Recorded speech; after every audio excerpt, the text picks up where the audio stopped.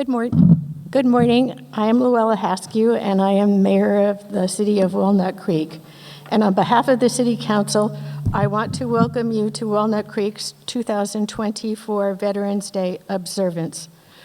Please stand for the presentation of the colors and the singing of the national anthem and for the Pledge of Allegiance.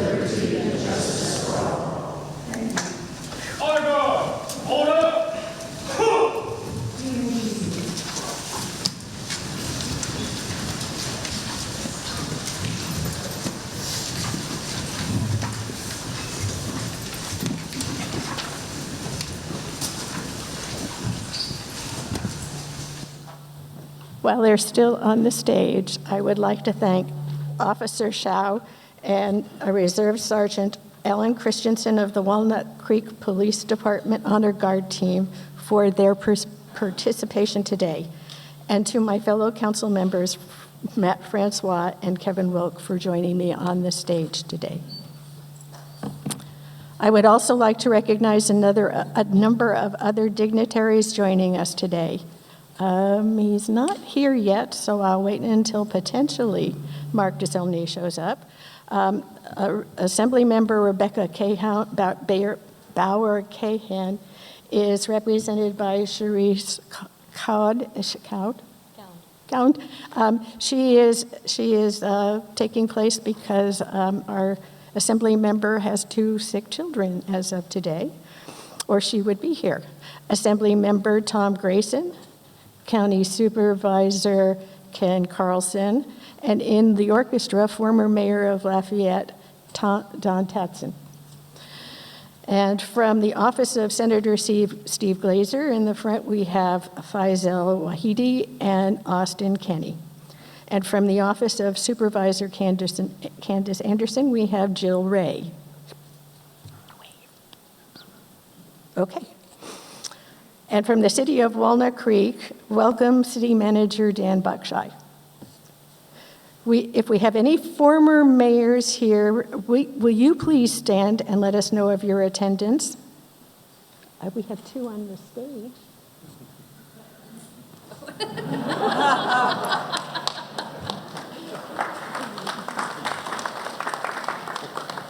Most importantly, please join me in recognizing all of the veterans who are here. This observance is about you and your service to our country. Will you please rise?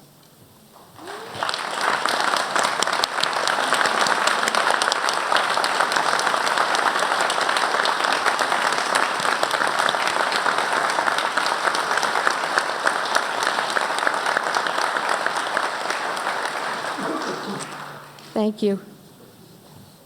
Leading our invocation today is Father William Rosario of St. John Vianney. Father, would you come forward, please?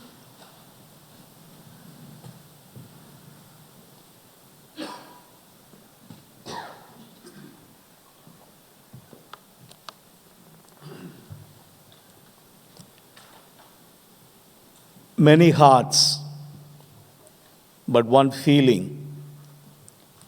A feeling of love and gratitude. Many tongues, but one chorus. We appreciate your loyalty, your service. And I'm here to invoke the blessings of the Almighty on all our veterans. Dear Lord, today we honor our veterans, worthy men and women who gave their best when they were called upon to serve and protect our country. We pray that you bless them, Lord, for their selfless service in the continual struggle to preserve our freedom, our safety, and our country's heritage for all of us.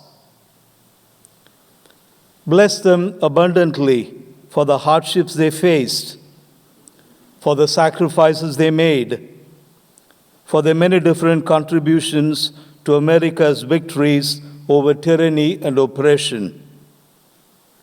We respect them, we thank them, we honor them, we are proud of them, and we pray that you will watch over these special people and bless them with peace and happiness. We pray all this in your name, and the people said, Amen.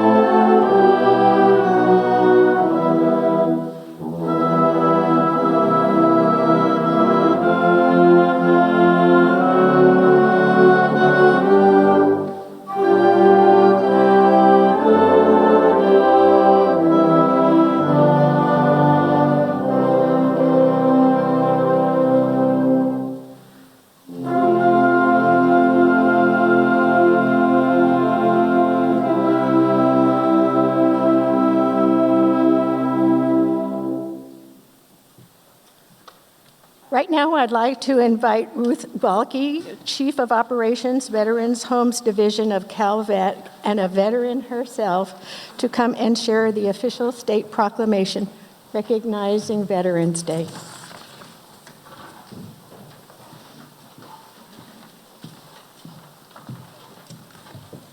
Thank you.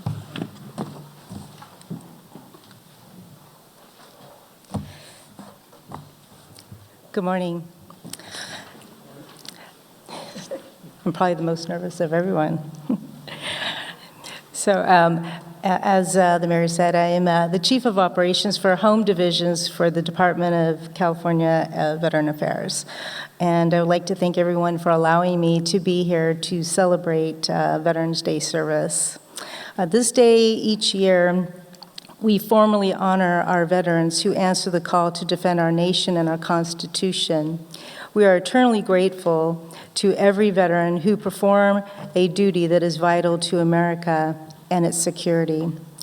For many of us, including myself and many of my family members, including my husband, have served in armed conflicts around the world, protecting our allies and stateside safeguarding our nation. California is home to many veterans and their families, and each year, thousands of veterans come home to California or come to call California their home. Events such as this create opportunities for veterans to come together and for America to honor those who serve and have served our great nation. We share with Governor Newsom the vision that our veterans become most connected, protected, and respected veterans in the nation. CalVet helps to achieve this vision by fulfilling the promises we made to these brave service members when they made their solemn commitment to us. We do this by helping veterans navigate their post-active duty life cycle, by connecting them with their GI Bill education benefits, guiding them toward their new careers, by helping them buy homes. We are there when they are troubled. We are there when they need shelter and protection. We care for them when they are growing old, and we offer them a peaceful place of rest at life's end in one of our 3 veteran cemeteries. Today, as one nation, we join a heartfelt thanks to our veterans. Therefore, it is my honor and privilege to read to you this Veterans Day proclamation from Governor Gavin Newsom.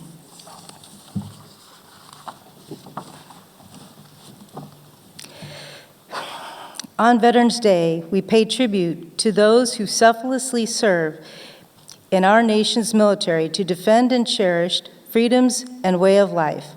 Many put their lives on the line, leaving behind their families and communities. At its inception, Veterans Day was known as Armistice Day, commemorating the armistice that ended World War I on the 11th hour of the 11th day on the 11th month of 1918. Originally conceived to honor those who fought in the war to end all wars, Armistice Day became Veterans Day in 1954 to recognize all veterans who have served and sacrificed to our nation. Today, roughly 1.5 million veterans call California home, represented in every facet of our society. They are leaders across the public and private sectors, first responders and public safety personnel, and employees and employers who drive California's world-class economy. At the same time, many suffer the physical and emotional scars of war and service. California is committed to supporting our veterans. In March, the state passed Proposition 1, which embarks $1 billion in funding to build housing for veterans with behavioral health needs. We are also committed to California Veterans Health Initiative to support veterans' mental health and suicide prevention effort. Today and every day, let us honor the commitment and personal sacrifices that our veterans have made to defend our nation. While we can never fully repay them for their service, California is dedicated to ensuring that they are supported, connected, and respected in our great state. Now, therefore, I, Gavin Newsom, Governor of the State of California, do hereby proclaim November 11th, 2024 as Veterans Day. Thank you. I think this is yours.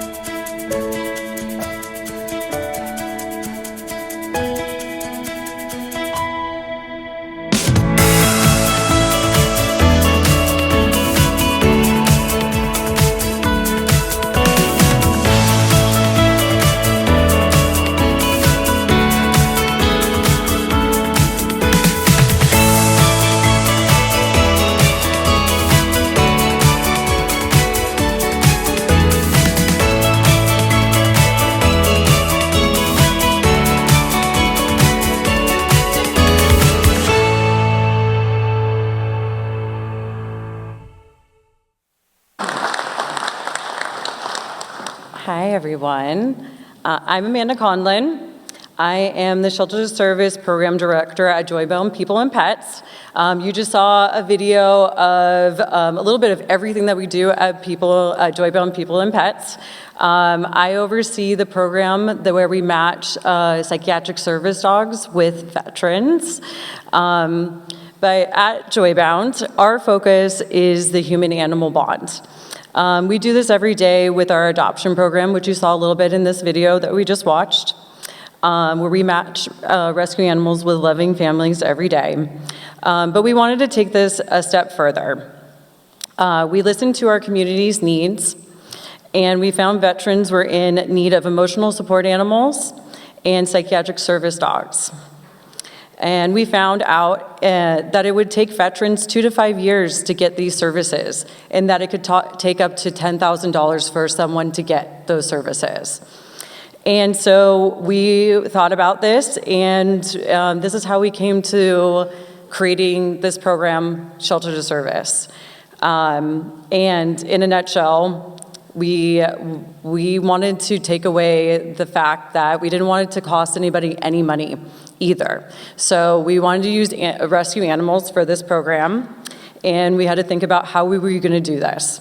Well, what we have are volunteers, and we have amazing donors. So what we do is the Shelter Service Program has zero cost to our veterans that participate in our program, and we keep the wait period as short as possible. On an average, it is around 6-month wait list for a veteran to get a service animal from us. And you may be wondering, how do we do that if it takes 2 to 5 years for any other program to do that? Well, because we use rescue animals. Compared to the purpose-bred programs that you might be hearing from, like a typical program is like guide dogs or community, or like CCI is maybe another one that you might have heard of. Well, they have to raise puppies, and that takes 1 to 2 years to raise a puppy, right? The state of California, unfortunately, has a lot of amazing adult dogs that are in shelters that have the aptitude to do service work.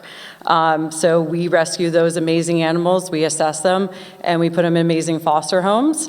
And we have foster trainers that will train them on all their foundational skills, and then we match them with veterans that finish up that training, and they train them to do specific tasks for themselves. I want to share one story of a dog that we got fairly recently, whose name is Rodney. One of the things that we do, that we have to respond sometimes at Joybound, is to help with some disaster relief. One that we had to do recently was, that you probably all heard of, was the park fire recently, unfortunately.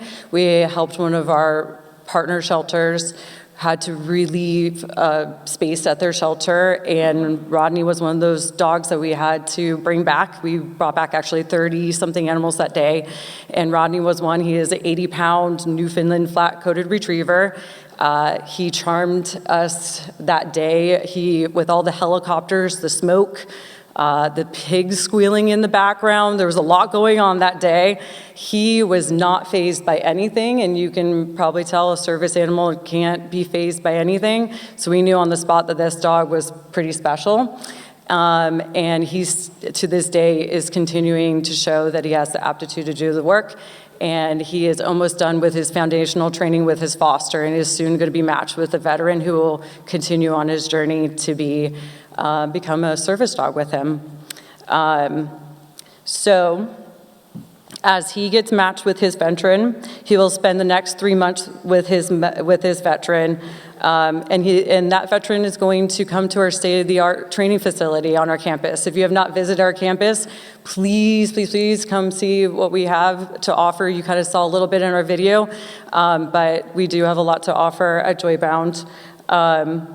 We have an elevator, we have a set of stairs, we have everything that you can imagine that needs to set the dog and the veteran up for success, to get prepared for the world to go out there together, especially with our very highly trained trainers, dog trainers, and a social worker on site to provide all the things that they need to be set up for success. But when the veteran and the dog graduate together, that doesn't mean that that ends there.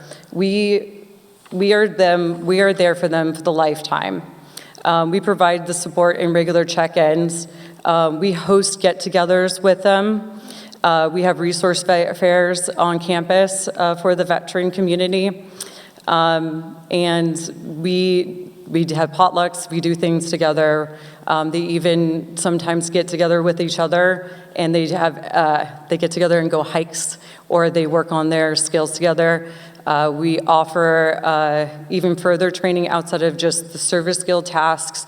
We do amusement park training. We do airport training if that is the next step that some of the veterans want to do. We do fun things outside of just service skills. So we really want to build that community support for the veterans that come through our program and the dogs that we support. This year, though, we did also expand the program because we want to help more animals and to help more people. So we opened up our program and our services, again, free for the community.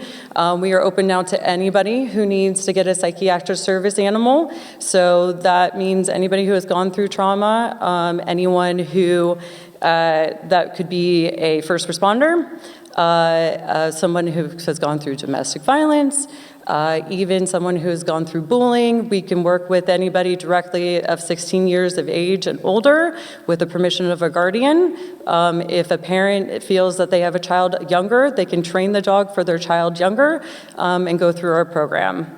And we also match facility animals or therapy animals as well through our program. Again, everything is free of charge through our program as well. So if you have any interest of any services through our program, you can visit our website or contact me directly. I'm Amanda Conlon, the Shelter Service Program Director. We have another video to show of some of the service members that have gone animals through our program. And then I will be introducing also Jeff Thomas, who is one of our service members, and he will be telling his story as well. My name is Jeff Thomas. I was sergeant in the Air Force. My name is Brandon Couch. I was Army Infantry for 6.5 years. I was security police in the Air Force. This is Lucy, our service dog in training. My name is Steve Cavanaugh. I was in the United States Marine Corps. I served in Iraq twice and Afghanistan once. My name's Levante Hester. I am an U.S. Army vet. I served in the Air Force from February '84 till April 2005 as an air traffic controller. Process was simple. They asked me kind of what it is I was looking for, what it is that I needed assistance with. I came and met Lucy, and everything went great, and I ended up going home with Lucy that same day. She gets me out of bed. She gets me outside. Definitely gives me something to do every day. Sometimes I might have uncomfortable dreams, and I'll wake up and her face was in my face.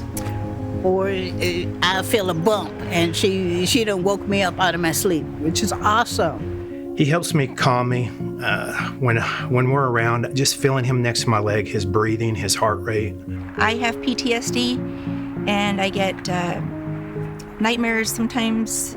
Lucy would come to the side of the bed when I was having a bad dream, and she would whimper or whine and wake me up.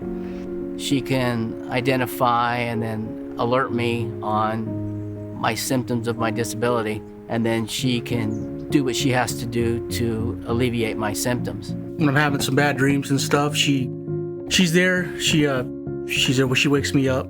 She makes sure I'm okay. You know, she's a rescue, so I know she's had a rough time too, and then she has some bad dreams too, and I'm there for her. If I'm in a crowd, she knows to go behind me to sit, and she watches my back so I don't have to worry about it. Makes it a lot less stress. She'll alert me if I have an episode of my sleep from my PTSD, which is kind of nice. She'll, come to me, wake me up, lick my face, make sure I'm okay. There's been plenty of times where just someone's energy's off and he just alerts me to them. It makes me a lot more calm, and it makes it easier for me to go out and stuff. And my friends, they know if I'm always bringing a +1 wherever I go. My wife, my daughter, everybody I meet says I'm totally different since I got Charlie. She's actually been a lifesaver for me. If I didn't have her, I don't know where I'd be at this point.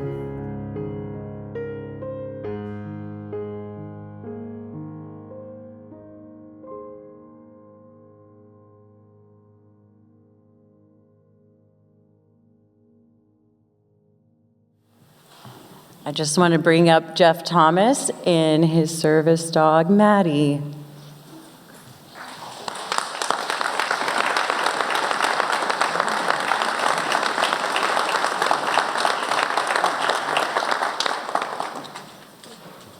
Well, this is Maddie.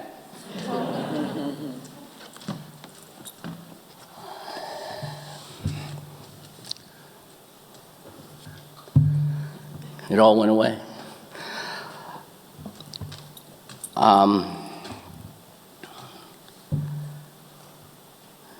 It's hard to talk about what all went on. But anyway, I was a sergeant in the Air Force. Maddie and I have been together since 2019. We started with Joybound in 2019. The COVID kind of screwed things up with their training. And so anyway, we ended up graduating in 2023 in January. And without her, I'm just not sure where I would be at this point. I certainly wouldn't be here talking to you on the stage. Before her, I spent time locked away in my house, windows locked, doors locked, lights off. I just didn't want to exist. My wife told me one day when I woke up, she says, I don't know which Jeff I'm going to get on a particular day. But since I've had her, life's been so much better. As you can see, I'm out of the house. She goes everywhere with me.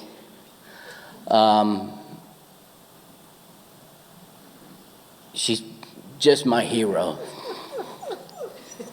Yeah, I know. She's telling me what to say. So anyway,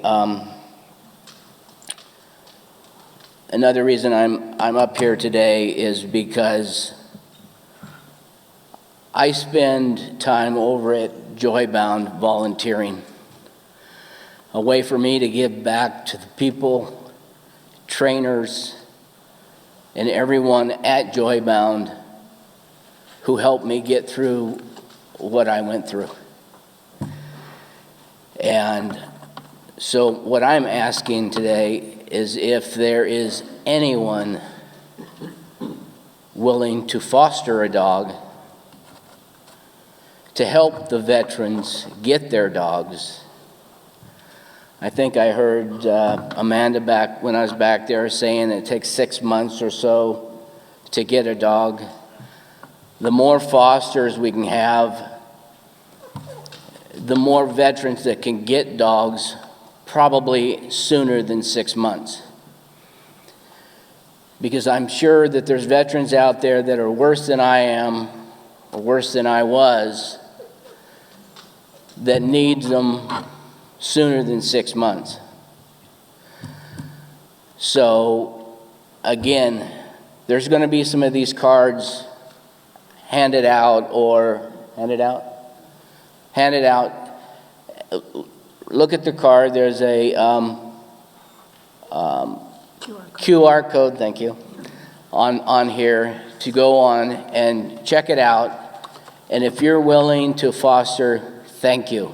If you know anybody that would be willing to foster an animal, I thank them as well.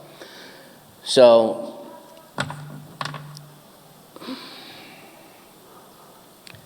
thank you for letting me speak today.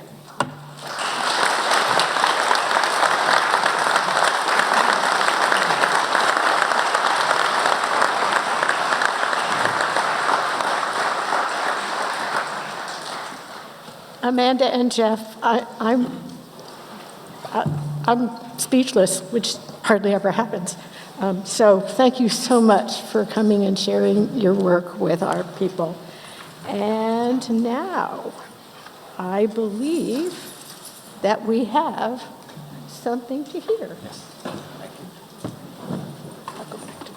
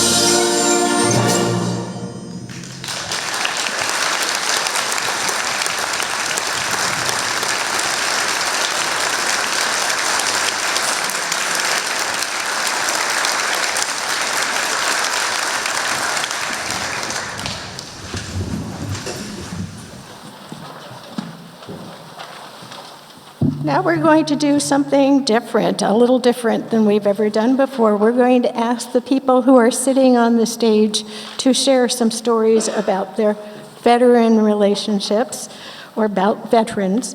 So would Cherise please come and take Rebecca's place? Thank you so much. I'm Cherise Cound, field representative for Assemblymember Rebecca Bauer-Cahan. I'm also an elected member of the Mount Diablo School Board. Today I'm so honored to be here with all of you to recognize our local Walnut Creek veterans.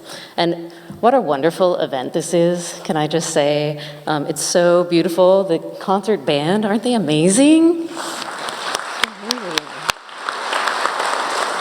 And so wonderful to hear from Joybound and your Shelter to Service program. That's just so incredible to see that right here in our community.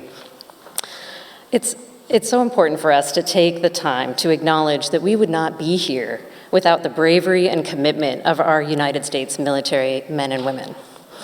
And today, the Assembly member wanted to share about a group of veterans who are very meaningful to her and her family. The World War II veterans who liberated Dachau, which is where members of her family were.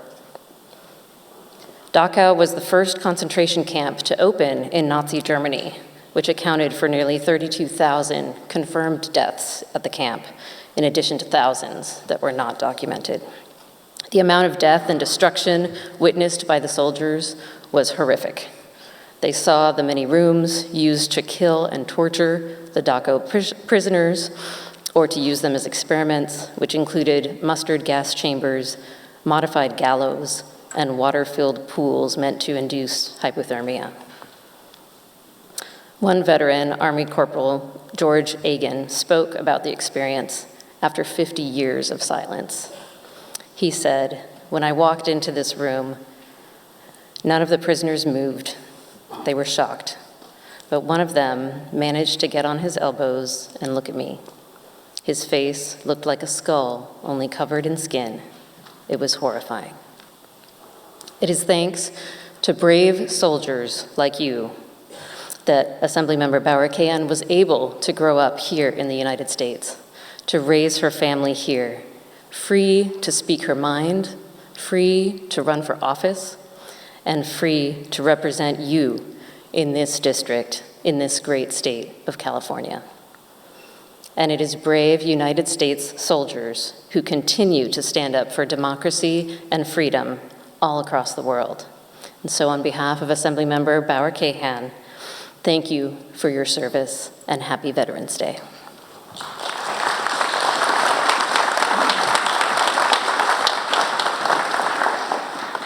And next is Assemblyman Grayson.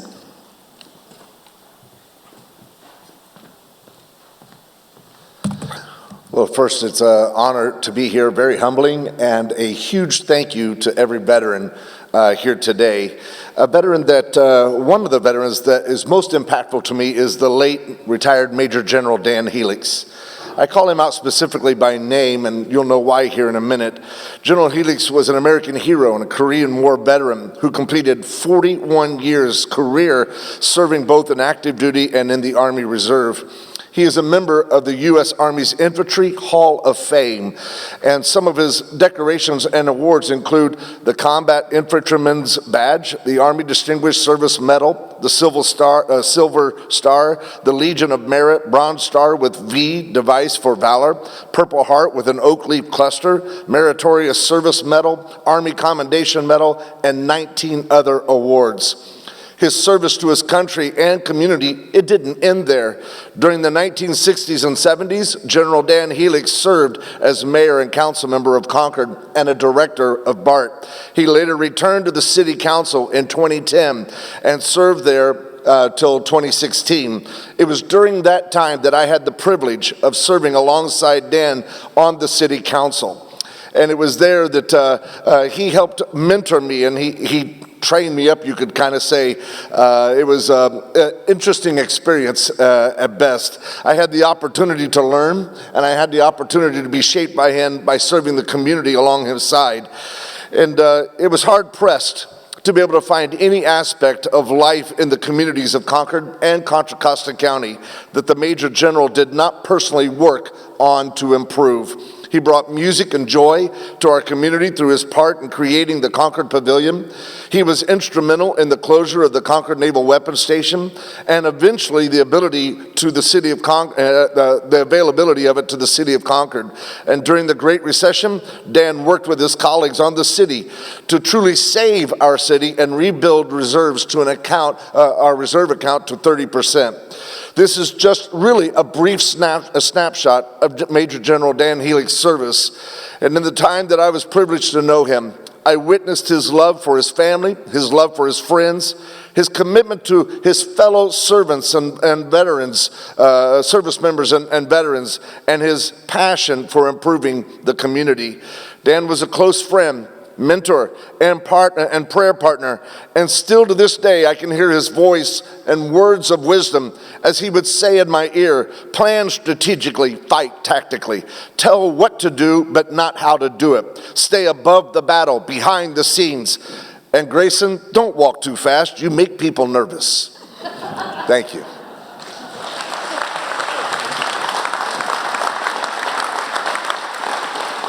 Supervisor Ken Carlson.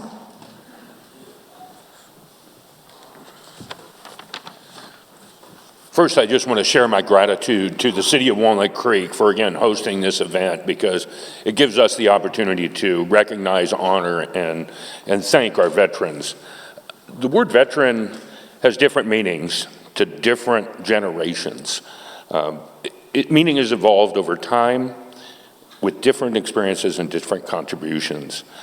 Whether you have combat service or peacetime service, I am proud to recognize you and the commitment and the service you have provided to us as a community and as a nation.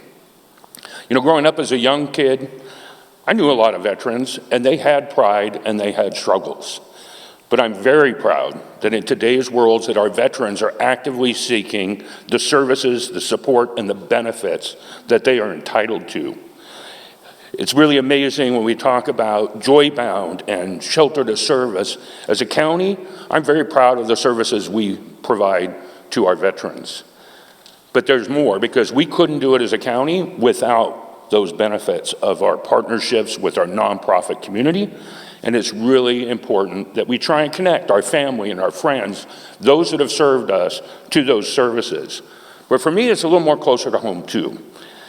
My father served during the Korean conflict, so when we talk about our heroes, it's nice when it's that close. But he served during the Korean conflict, and he would not talk about his service. He minimized his service. He didn't see combat, so he didn't think of himself as a veteran. The support that a clerk might do in the back room, getting what needed to be gotten done to get the materials to the front lines, to support our troops, all of that was critical and important and had value. And it took him a long time to get to the point to talk about that. Well, then we have my grandfather. He served as a young field artillery officer in the military when Pearl Harbor happened. And he went on to serve in the Philippines with distinction and then came back to our community. And he was the county supervisor for Contra Costa County. So his experience, his service led me to where I am today and gave me not only the opportunity, but the excitement to engage in the work and be a part of serving our community. So I hope that every veteran in our community is building connections, has access to those connections. And again, I encourage you as family and friends and supporters to make those connections, foster that support, maybe even foster an animal. Again, I thank you all for your service.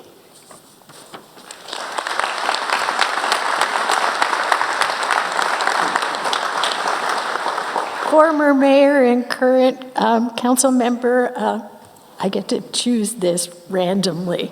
I'm going to choose Matt Francois.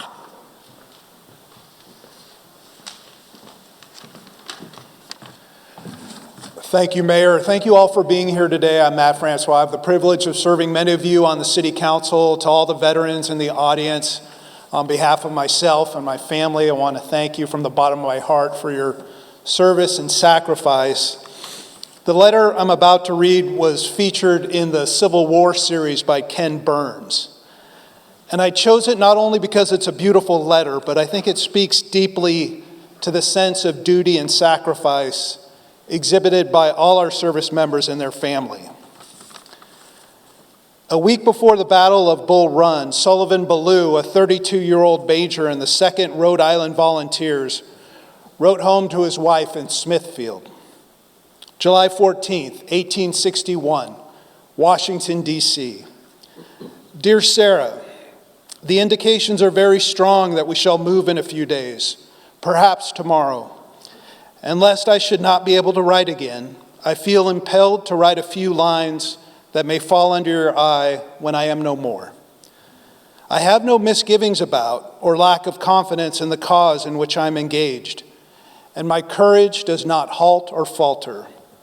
I know how strongly American civilization now leans on the triumph of the government, and how great a debt we owe to those who went before us through the blood and suffering of the Revolution. And I am willing, perfectly willing, to lay down all my joys in this life to help maintain this government and to pay that debt. Sarah, my love for you is deathless.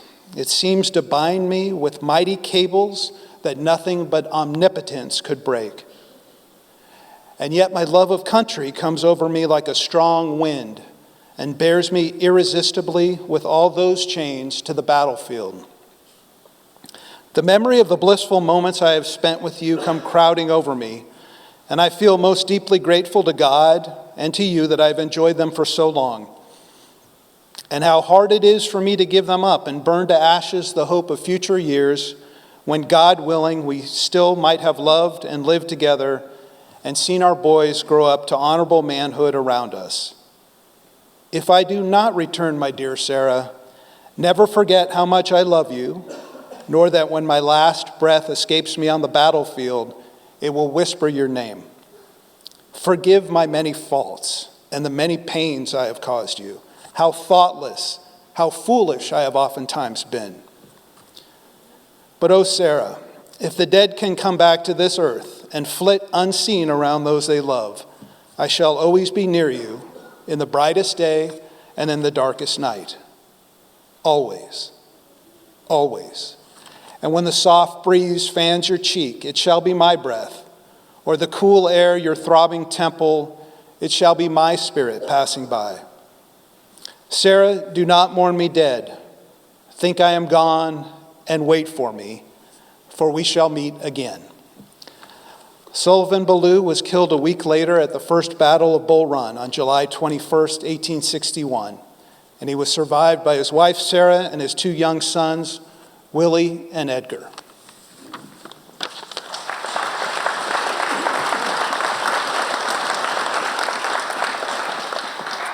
And former Mayor Kevin Wilk and current council member Kevin Wilk.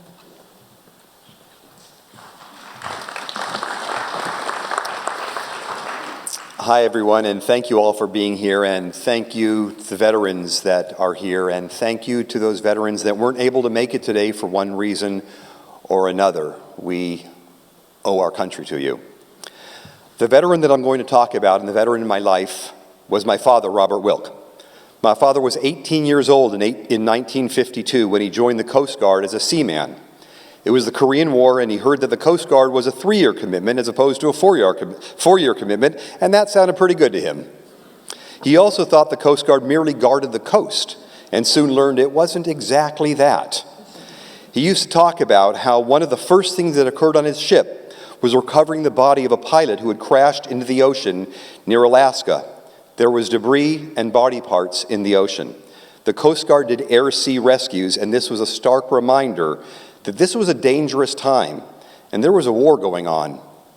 He also got into a little trouble on the ship, not always paying attention to orders, but he had taken a Morse code class, and it turned out that he picked that up rather quickly. So when ships competed against each other during war shooting practice at sea, he was able to help by hearing the Morse code signal of where the target was and moving the ship's gun to steer before the captain gave the exact coordinates. When his ship won the competition, he was given some extra R&R as a reward, as recognition for being responsible in large part for their win. He was also impressed with Japan and the Japanese. He had grown up hearing the worst about Japan and how they were the enemy during and since World War II. But when the ship visited Tokyo and they were told to not wear their uniforms so they wouldn't appear militaristic, he and his shipmates were astounded how Japan was so modern and the people were so friendly. Why were they fed all this nonsense about how bad the Japanese were? He came away with that attitude that it's hard to have an enemy if you love your enemy.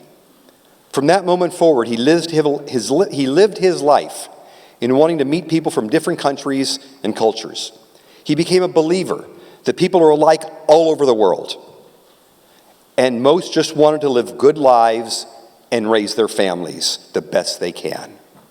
When he had the opportunity as a husband of a young family to move to Kenya because he was interested in Africa and the people there, off we went to live in Kenya for 2 years when I was 4 to 6 years old. In 2021, at the Walnut Creek Memorial Day ceremony, my dad told the details of his Coast Guard years. He passed away the next year in 2022, 70 years after he first joined the military. Robert Wilk, United States Coast Guard, seaman. He was the greatest person I've ever known, and I miss him every day. Thank you.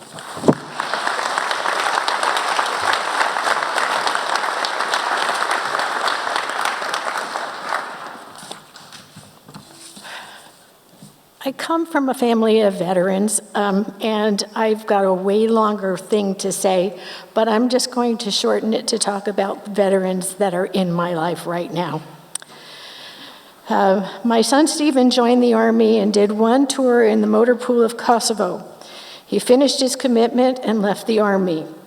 Apparently he didn't like Greece. 2 years later, he re-enlisted, but this time he held out for training as a mental health specialist.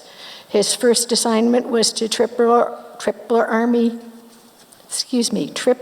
Army Medical Center in Honolulu, where he met his wife, who was assigned at the hospital as well.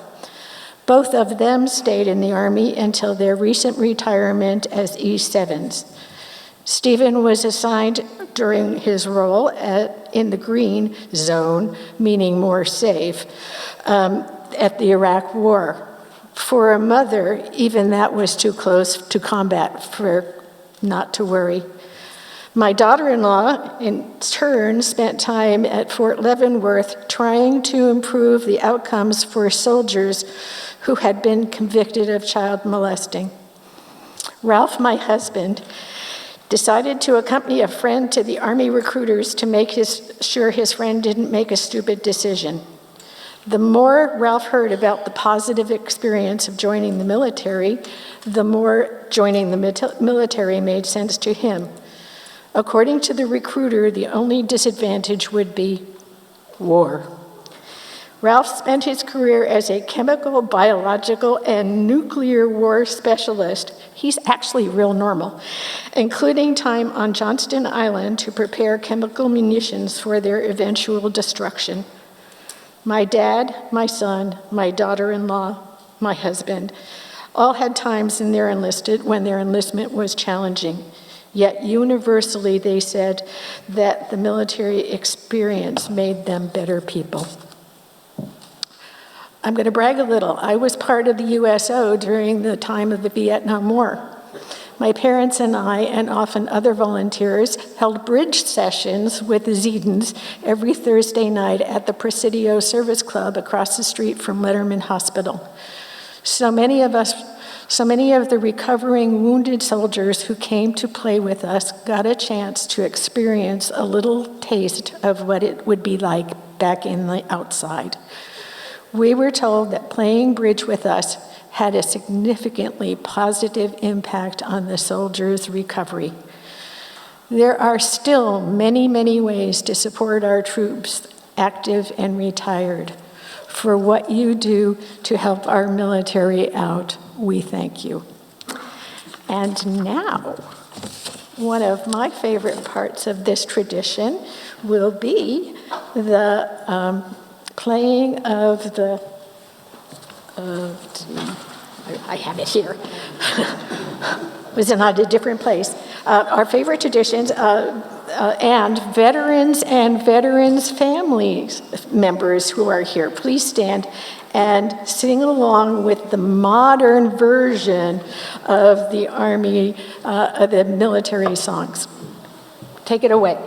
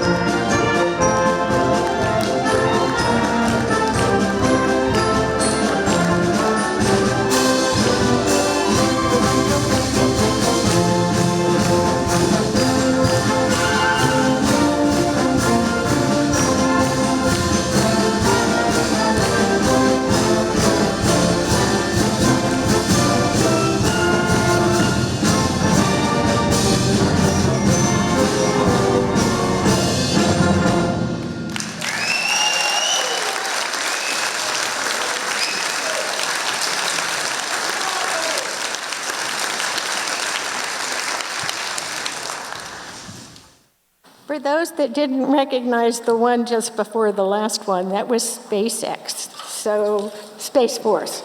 See, that's how new it is, or how old I am. Okay, so that is the end of our formal part of the meeting, but there is one more thing. Bear with me, I have to turn pages. Please join me in a moment of respect and retrospect for the dedication, bravery, and patriotism of the men and women who have served our country in war and peace. Together we share our awe with your contribution to protect our culture, our heritage, our safety, and our freedoms. Some of our service people did their stints during relative peacetime. They had a chance to learn new skills at their assignments. They got educational benefits, special mortgages to buy homes, and other benefits. Some of our service people got to travel far away to countries, some friendly to the U.S., some countries not so much. Other service experiences were more complex. They were sent to dangerous situations, some more dangerous than others. They followed their orders. They adapted to difficult situations. They dealt with wins and very, very sadly, great losses. Friday night, we had the return of a soldier who lost his life in World War II. Many people lined the streets as the procession for his remains to pass by and on his way to his final resting place. It was very moving, but what moved me even more were the veterans who had served. They brought flags and were accompanied by a service dog or two to honor this person's service. Today is the day when we formally thank our veterans. Their contributions didn't stop with the end of their military service. Our veterans came home, worked at jobs, raised families, contributed to our community to continue to make our lives better. We owe them a great deal. It is easy to say thank you for your service, but it is our obligation to do more than that. We need to work to keep our communities supportive with one another, to assure that the example that our veterans who gave so much to defend our country be honored every day. Thank you all very much for coming to attend this, and have a safe trip home.